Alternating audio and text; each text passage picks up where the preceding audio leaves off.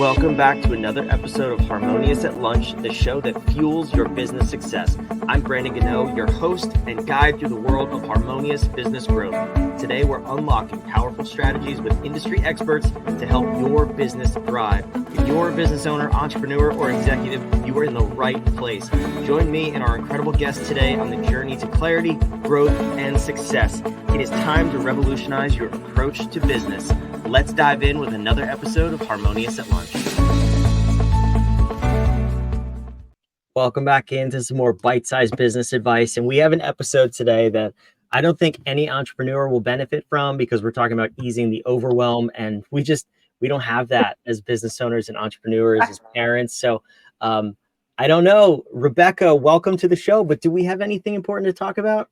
Oh my gosh. Yes. Yes. In fact, I loved your intro too, talking about like how we just need bite-sized things because we're all overwhelmed by the sheer amount of content and things that we can take in. And so I've been able to kind of make it into bite-sized pieces so it's less overwhelming, as you mentioned. Yes, I love that. We need you so desperately bad. You have 5 simple systems that can help us ease the overwhelm in our life. And you are the encourager. So I don't know if we need anything more than this episode right here. So Rebekah Scott, welcome to the show. Thank you so much for being here. And I want to dive right in. We have a short period of time. Tell me about, you have 5 simple systems to ease overwhelm. Put this in a box for me so we can understand it. What are we talking about? Because overwhelm is a big category. So help me break this down and understand it. I want to tell you my background first is that I'm a wife, I'm a mother of 4, I own 3 different brands, and we farm and ranch in South Dakota. So I want to say that so that you understand, okay, well, she's not doing what I'm doing. I have lots of roles just like everybody out there. Okay. And so your question was, what are the 5 simple systems? Yeah. Help me understand overwhelm in general, because yes, that background is super important. Because Rebekah's got a lot going on. We all have a lot going on in our own lives. What kind of overwhelm are you talking about? So the overwhelm is we get the message very frequently that we can be really good at work one week, but not so good at home life. And then the next week, we're going to reverse it, right? Or then we take a week and we're like, we're going to do both. We're going to be super humans. We're going to do both work and home life really well this week. And then we find out we can't survive on 4 hours of sleep and we burn out. So that kind of messaging in itself is overwhelming and it's unattainable to sustain that for any amount of time. And so what I started doing was starting to work through okay, what are we overwhelmed by? Is that we have to approach both of them at the same time at 100% without breaking down, wait a minute, which one is actually the most broke right now? Meaning is work really overwhelming right now? Or is it actually home life that's really overwhelming right now? And so I built these 5 pillars, which I think everybody kind of has to kind of objectify or at least zoom out and look down and go, okay, which one is actually the most upset right now or the most broke right now? And by being able to isolate that one thing that's the most broke right now, if you will, you feel less overwhelmed because you know part of the problem and you can just attack that area rather than feel like everything is broken, chaotic. I think that's fantastic because I think as human beings, when something is off, everything feels off. Yes. So what you're saying, you break it down into the 5 categories. I want to hear what they are, because that's probably just if you know nothing else from this episode, this will probably help you just to identify the category. Absolutely. You'll just take this away. So you're just going to look at these 5 categories and just zoom out and go, okay, which one of these is the most broke? Okay, the 5 categories are the me system. That's how you're taking care of yourself. How do you get a full charge? Most people call it self-care, right? Then there's the food system. That's answering the question, what's for supper? If any of you are parents, you ask this question 20 times a day to yourself, right? Oh, great. What's for supper? Okay, that's your food system. Then there's the work system. That's obviously what you do for work, answering the questions who, what, when, where, and why. Then there's your family system. And that's what is the legacy that you're living and what is the legacy you want to leave behind? Do those 2 things line up, or are they a little incongruent? Are you not actually living how you want to leave a legacy? And then there's the home system. Okay, I guess we actually have laundry to do also, and we should probably clean the house a little bit and that sort of thing. So those 5 things, me, food, work, family, and home, those are the 5 pillars or systems that I think all of us have in some sort. Whether you're married or not, or kids or not, you have those 5 systems already running. And so when you think of those, you guys already recalled, you're like, oh yeah, I do ask myself what's for supper all the time, right? Or you said, I have no idea how I take care of myself. Like I've just put that on the back burner because I have a growth spurt right now in my business. Or you could answer like, okay, well, I know what I do for work, but I tripped you up when I said, hey, what's the legacy you want to leave behind? You're like, ooh, I don't know. I guess I never really thought about it or haven't had time to think about it. So all of those things, each one of us have had experience of thinking, oh, but we've never been able to separate them and zoom out. And so what I love to coach on and talk to people about is like, wait a minute, if everything feels chaotic and you're like super overwhelmed, just zoom out, think of those 5 things and go, which one of these feels the most broke right now? And it might be that you have just not taken very good care of yourself, which the world is telling us a lot of that right now. Like, oh, you just need to take care of yourself. That's not always it, but it could be in your circumstance. Like maybe you just need an hour to go to bed earlier and that'll like make you feel less overwhelmed, or get up an hour earlier to just spend some time by yourself. Okay. Or maybe it's actually that your food system is stressing out all of the other ones because nobody's been being fed really good food. And guys, total permission. If your version of answering what's for supper is takeout, that's okay. That's an answer. So that's even less overwhelming because you already just answered it. What's for supper? Okay. Or maybe you look at it and you go, I think it's my work system that feels the most overwhelming right now. And then I want you to take a look at why. Why does it feel overwhelming? Is it because you're in a growth spurt? Is it because you're working 70 hours, but your family thinks you're only working 40 and you're just lying to yourself about how many actual hours you're putting into work? So maybe it's your work system that's most overwhelming, or maybe it's your home system. Like you feel like your work is going pretty good and you're getting your workout in or whatever that is for your me system and lunch is planned. But when you get home, you feel so irritated that everything is just a pile. Like you're still facing laundry, you're still facing like vacuuming, whatever it is, then maybe it's actually your home system that you just need to make some decisions on so that you feel less overwhelmed when you arrive home. Or maybe you work from home. Same thing, like when you start to do the home life stuff instead of the work life, it still feels overwhelming. Maybe let's come up with a home system that works for you. I love this because as you were talking, I was laughing a little bit. If you're watching, you can see me laughing here because I didn't realize how overwhelmed I was until you started mentioning the five pillars. You said the question, "What's for dinner?" Right? Yeah. I have 3 kids. You have more kids than me, but I know that question very well. And I Yeah. personally have eliminated dinner because I can't stand the question. I only eat 2 meals a day because I'm like, I don't want to even think about that throughout my day about feeding them and me at the same time. So now I just feed them and I don't have to think about that question. Clearly, I have a problem. Yeah. But Well, no, because that's your food system. And actually, if it that is. is working, but maybe that doesn't overwhelm you. But if it still overwhelms you about what you're feeding your kids, then yeah, maybe we should approach it. Well, it's just the reactions that overwhelm me, but I don't think I can control that. That's a totally different set of pillars that we need to have a second episode on that. How to Okay. control your children's reactions. We don't have enough time here. But I'm curious because so yes, that is my food system. I love it. I'm very comfortable with it. It's very healthy for me. Okay.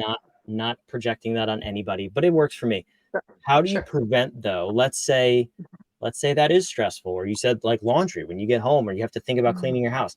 That is the system that's in complete overwhelm and chaos. Okay. How do you prevent? Now we've identified. How do you prevent the spillover into the other 4? Or potentially it's 2 or 3 that are overwhelmed. How do you prevent the Mhm. spillover into the other areas? Because I think that's where, like I said before, the identifying it is very Mhm. important to be clear, Yep. Yep. but we need to stop and contain before we can fix, right? So how do you do that? So if it is the laundry, then I want you to take a look at how you're doing laundry. Write down what is my current plan for laundry. Then you can write what's broke about it, because chances are you know it. Like I don't want to actually do laundry for 5 days a week. I only want to do it for 2 days. Okay, so then you have to be decisive and come up with how could we do it in just 2 days. And it might mean some brainstorming with your spouse or with your family or whatever. But we're going to stay in that problem area until we come up with a new solution. Now, the new solution may only last for 2 weeks and you're like, whoops, that one. Okay, so there's permission in there, but you're going to be decisive to fix that and come up with a solution for that problem right then and there. And you're going to let the other systems go for a little bit until you get that one under control. Then you could go into another one. So they don't bleed together, because you're like, you know what, right now I'm concentrating on the home system and currently it's laundry. So let's come up with a plan for this. And just that little bit of momentum of like, oh, we were decisive. We have a plan. It feels less overwhelming. Then you're like, you know what? Let's attack our food system. I got some things to say. and then you can move to the other system. That's how you prevent them from bleeding into each other, is like being very decisive, stop being solution oriented, solve that problem for that system right then, see if that's up and going and it's working, and then take on a new one. I like that. That makes sense. And I am a sucker for systems as a fractional COO. By definition, we are operations nerds. But one thing I know is super important in business, and I want to see how this applies to your system here, is Okay. if we just start attacking systems, we're going to end up missing the boat. And we're going to just be on this continuous flywheel of correcting systems and becoming more efficient. You have to zoom out first and say, what is the business? What are we doing? And where are we going? And then you can design the right system. So for you, in these 5 different areas, obviously it's great to have them, to identify them and understand where you are. How do you first zoom out and decide what your life is? What's your life about? What's your purpose? Where are you going with your life? And then dive into the 5 systems. Well, I think that would probably be within your me system, is asking yourself, what gives me a full charge? Like where is it that the passion lies, that the desire lies? And then you're looking out and you're like, okay, well, for me, it's creating. I create purses for a living. So I'm like, I just want to create all day long. So I got to figure out how to stay in that lane. So that works within my work system, because that's what I get to do for a living. But as you are asking, like, how do you find, like, what is the overall picture? It also speaks to your family system. What is it that you want to, what's the legacy you want to leave behind? So asking yourself, like, am I living the life that I want people to talk about after I am gone? So that deals with, like, okay, let's take a look at our family system. And um, am I raising my family the way that I want them to be? And I want people to talk about us behind our backs. And then your me system is like, are you getting a full charge and living out your passions and desires, which might most likely lead into your work system. So I'd love to say I could separate them out, but I don't know that I can, because it is such a full picture of, like, zooming out. These categories equal the person that you want to be, and keep endorsing who you want to be if they're running smoothly. And that's kind of the whole point, right? Is that they should be the whole person.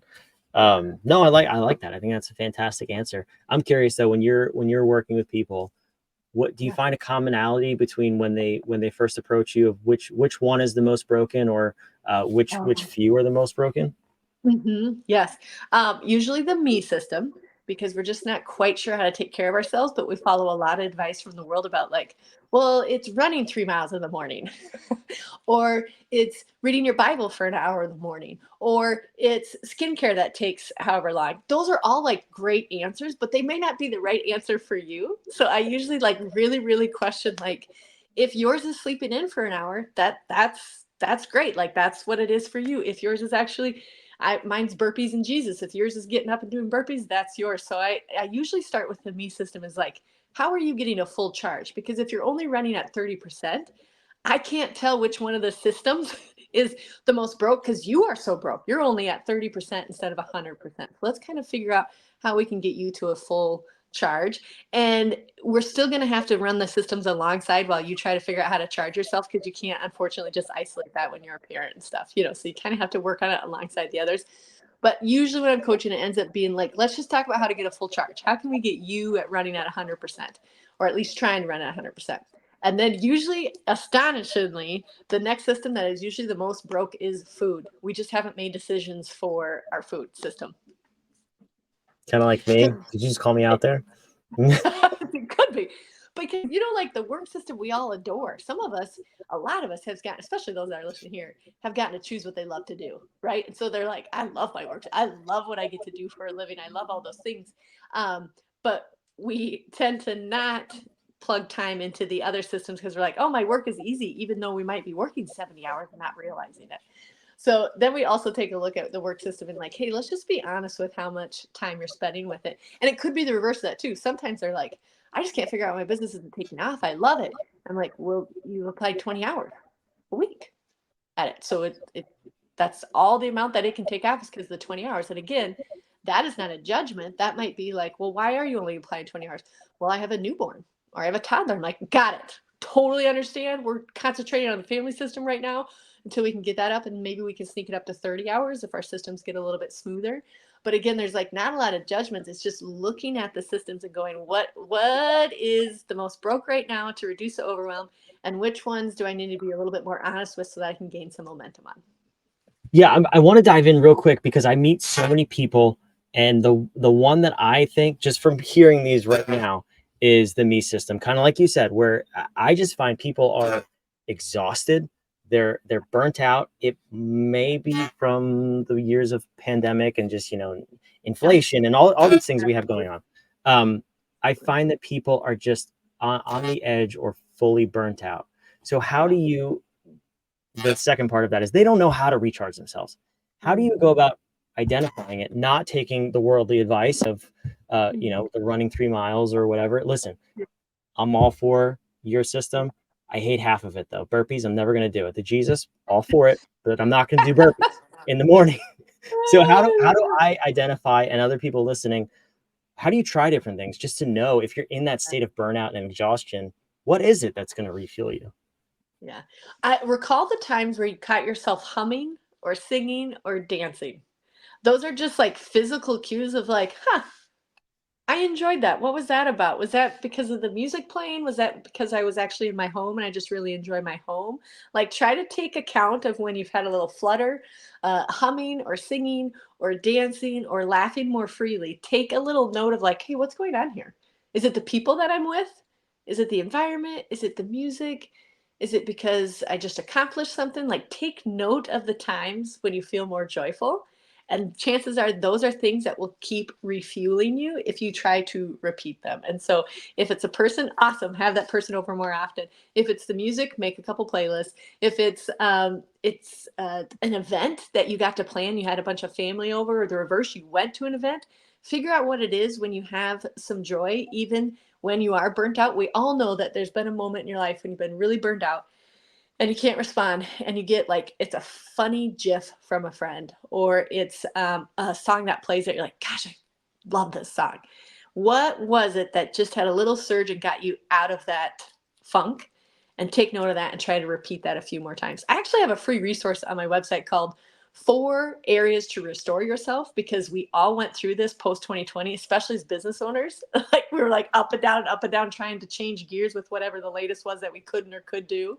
And so I wrote a simple little free PDF of how to restore yourself in 4 simple ways so that you can kind of find yourself again. That's so awesome. I love that. Is that the same website I just put on the screen, the Yeah, it is. encouragerpodcast.com? Yeah, yeah. Awesome. This is so great. So if you need that, if you are one of those people who are maybe burnt out or just not your peak self right now, go check that out. And you also had there was something else on this website you had for us, two resources Oh, per category. yeah. It's 2 simple hacks per those 5 systems. So 2 simple hacks for me, food, work, family, and home. So that if you're listening to this, you're like, but where do I start? I got 2 simple hacks for each one of them that'll get you rolling with those systems. You're overloading us with value here and all your free stuff. I love it. Thank you, Rebekah, for all of this. I can't thank you enough for being here, because this is an episode where I feel like people need to separate things out into buckets and the different systems, because we're in some state of overwhelm. Let's just all admit it, right? Let's be real with each other here.